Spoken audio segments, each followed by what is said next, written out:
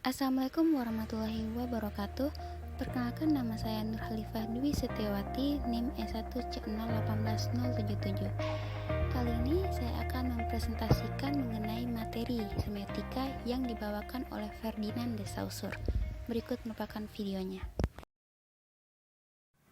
Pengertian semiotika. Ferdinand de Saussure menggunakan istilah semiologi dalam kajian semiotikanya, mengusung pendekatan bahasa atau linguistik dalam studinya. Semiologi menurut Saussure adalah kajian mengenai tanda dalam kehidupan sosial manusia, mencakup apa saja tanda tersebut dan hukum apa saja yang mengatur terbentuknya tanda. Hal ini menunjukkan bahwa tanda dan makna di balik tanda terbentuk dalam kehidupan sosial dan terpengaruhi oleh sistem atau hukum yang berlaku di dalamnya. Konsep semiotika atau semiologi dari Ferdinand de Saussure memiliki 4 konsep, yaitu yang pertama ada signifier dan signified, yang kedua ada lang dan parol, yang ketiga ada sinkronik dan diakronik, dan yang terakhir ada sintagmatik dan paradigmatik.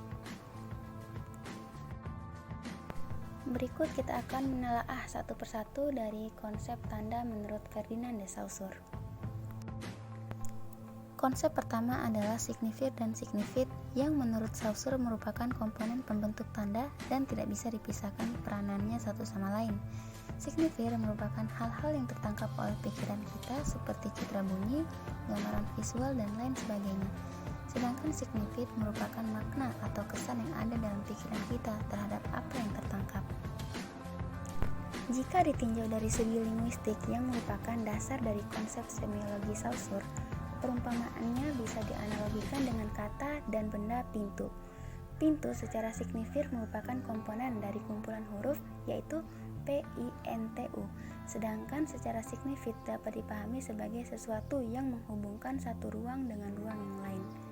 Kombinasi dari signifier dan signified ini yang kemudian membentuk tanda atas pintu, bukan sekedar benda mati yang digunakan oleh manusia. Konsep tanda kedua dari Saussure adalah lang dan parol. Lang merupakan sistem bahasa yang ada dalam benak pengguna bahasa, sedangkan parol merupakan bentuk variasi dari lang itu sendiri. Lang bisa dibilang muncul secara alamiah pada manusia. Parol adalah bentuk konkret dari lang. Contoh parol dari kata kursi, yang merupakan bentuk dari lang tempat untuk duduk. Rumah sakit dan hospital adalah bentuk parol dari lang tempat untuk menampung orang sakit.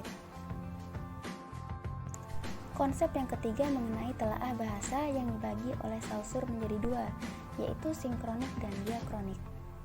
Sinkronik merupakan aspek statis bahasa atau sistem bahasa pada tempat dan waktu tertentu, sedangkan diakronik mengkaji bahasa berdasarkan perkembangannya dari masa ke masa atau dari tempat ke tempat. Sinkronik seringkali disebut sebagai studi linguistik deskriptif karena kajian di dalamnya banyak mengkaji hal yang bertujuan untuk mendeskripsikan atau menjelaskan bahasa apa yang digunakan pada suatu masa tertentu. Sedangkan diakronik lebih bersifat pada studi historis dan komparatif karena bertujuan untuk mengetahui sejarah, perubahan dan perkembangannya suatu bahasa pada masa yang tak terbatas. Konsep semiologi Saussure yang terakhir adalah konsep mengenai hubungan antara unsur yang dibagi menjadi sintagmatik dan paradigmatik. Sintagmatik merupakan hubungan antar bahasa, baik kata maupun klausa atau kalimat dalam suatu ujaran. Sedangkan paradigmatik merupakan hubungan antara klausa atau kalimat yang tidak dalam suatu ujaran.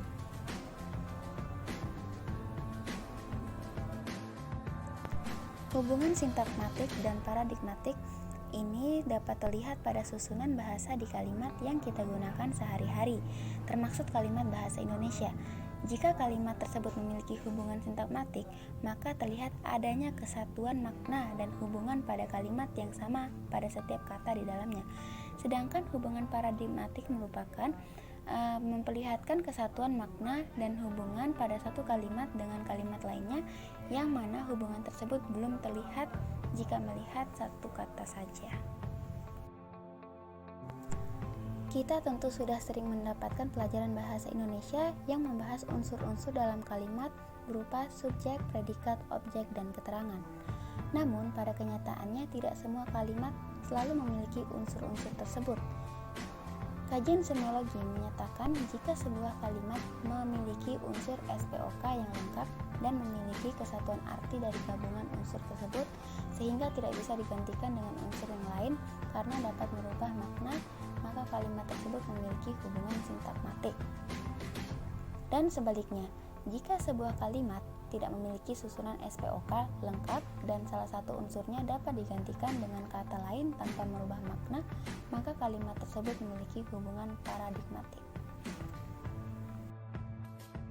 Selanjutnya ada makna.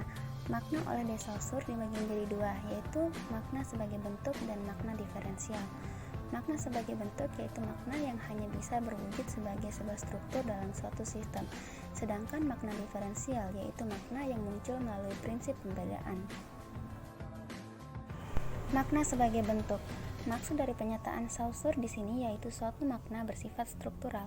Hal ini terkait dengan makna itu sendiri di mana satu fonem akan bermakna jika disandingkan dengan bunyi yang lain. Misalnya fonem R dan K akan membentuk suatu makna jika dihubungkan dengan fonem A, Y, dan U. Makna yang muncul karena adanya perbedaan dalam kata ataupun fonem, seperti pada kata rayu dan kayu. Karena memiliki fonem yang berbeda yaitu fonem R dan K, maka makna yang terbentuk menjadi berbeda juga. Sekian presentasi saya mengenai teori semiotika Ferdinand de Saussure. Saya harap video ini dapat memberikan manfaat bagi sesama dan mohon maaf apabila terdapat kesalahan kata dalam presentasi tersebut. Wassalamualaikum warahmatullahi wabarakatuh.